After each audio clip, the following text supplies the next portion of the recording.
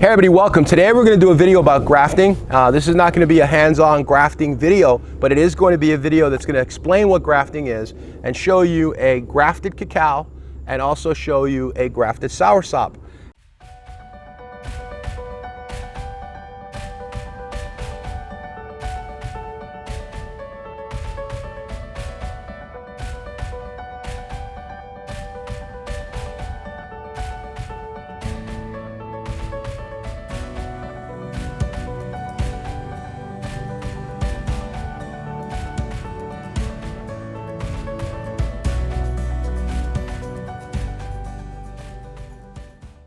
And right here on my left, okay, I have a 4-year-old cacao tree that is already flowering and it's doing just amazing. Now I also have over to my right by the little area that I have a bunch of different fruit trees, I have 2 cacaos in the ground that are also flowering and setting pods. All right, so what's grafting? A lot of people ask what grafting is, and a lot of times they'll come out and they'll look at a tree that has like the aluminum foil wrapped around it, and they think that's grafting. That's not grafting, that's called air layering. If you want to learn about air layering, which is another way to propagate plants, take a look at the video that I have. Just look up air layering fruit trees. Grafting is a way of propagating plants so that you basically clone the plant, okay? You're creating what is called asexual propagation, as opposed to growing a seed, which is the result of sexual propagation. And as a result, you have a bunch of fruit, and those fruits have seeds, and those seeds have the DNA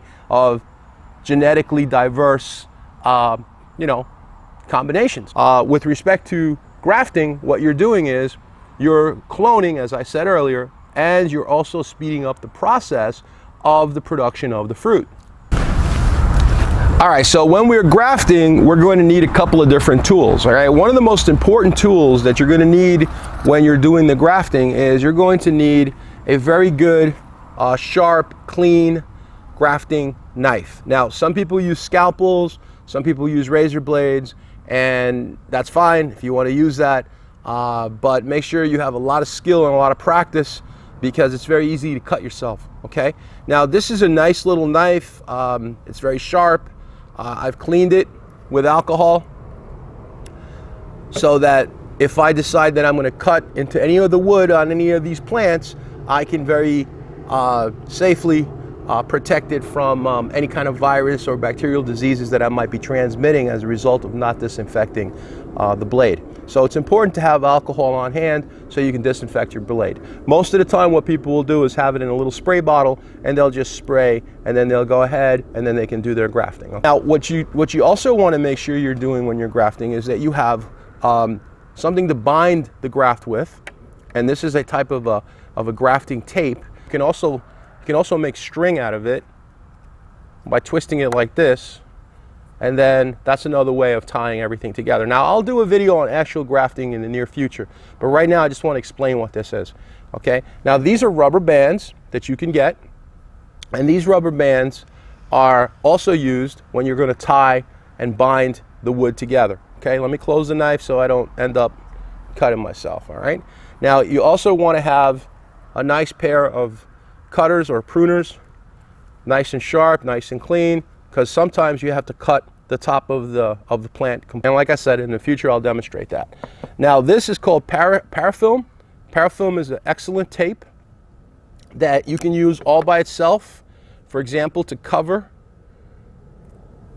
your wood by wrapping it, and by using this, it gives the bud an opportunity to break through the tape and at the same time protect it from any moisture getting into the graft.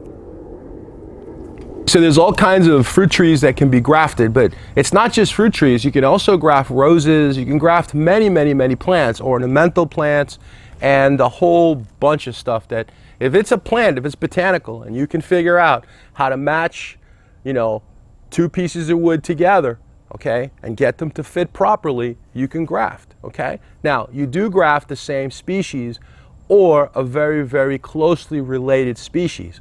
Now, the problem with that is that if you're trying to graft species that are closely related, say for example you're trying to graft soursop, which is Annona muricata, with a species like Annona squamosa, which is sugar apple, or you can try some of the other ones like Annona diversifolia, which is an elama. They're closely related, but you may have graft incompatibilities. Now, with graft incompatibilities, you may not notice that for many years. Breaks cleanly, it's just a clean break, and it was probably due to a graft incompatibility. Now, something that works quite well, and these things happen with experience and with literature and studying and learning and talking to people, is cherimoya does really well as a rootstock, for example, when you want to graft atamoya. So atamoya can be grafted onto cherimoya, and it works quite well. This is a 1 gallon soursop, and it has nice leafing out already. It's doing really well. It's 3 weeks. This other one over here is another Miami soursop. This one's also doing really well. These are both cleft grafts, okay? A cleft graft, you basically have a seedling and you go straight across, you cut it, you leave no leaves on it, you take your scion, which is the piece of the wood from the tree that you want to attach to your seedling because you really like this fruit, or there's something really special about this particular scion and this particular fruit. The scion is the part you attach to the rootstock. This is a cacao. This is a cacao, very young cacao. This is like a 2.5-month-old cacao that was beheaded. We chopped off the top, and then what we did is we did a cleft graft right here also. Now, I opened this up earlier today, and it's still, I mean, it's fused together real nice after 3 weeks, but there's a little gap at the bottom that still hasn't healed. So I went ahead and I covered it back with parafilm to make sure there's no chance that moisture gets in there. So we'll leave this alone. You can see it's leafing out, and I don't know if you can see this on video because it is getting dark now. I apologize for the quality of the video maybe, but this was basically an introduction to show you that plants can be grafted. I'm sure you knew that, but that they can be grafted even when they're very, very small like this, and to give you an idea of what grafting is, and to show you that we are grafting soursop, 2 varieties. One of them is Miami, and the other one is going to be called Bertha. Bertha is a great sweet soursop. This is also very good. The Miami is very good, but it has a tendency to be a little more, I would say a little more tart, but it's very good. It's excellent for champola. If you want to make milkshakes, you want to get a Bertha, because the Bertha is an amazing, sweet, delicious soursop. All right, that's about it, folks. I really appreciate you guys watching the video, stopping by. If you like the video, hit that notification button on the bottom right next to subscribe. It's like a little bell. And if you have any comments, please leave the comments. Thank you. Have a great one. Good evening. It's getting dark. Bye, everybody.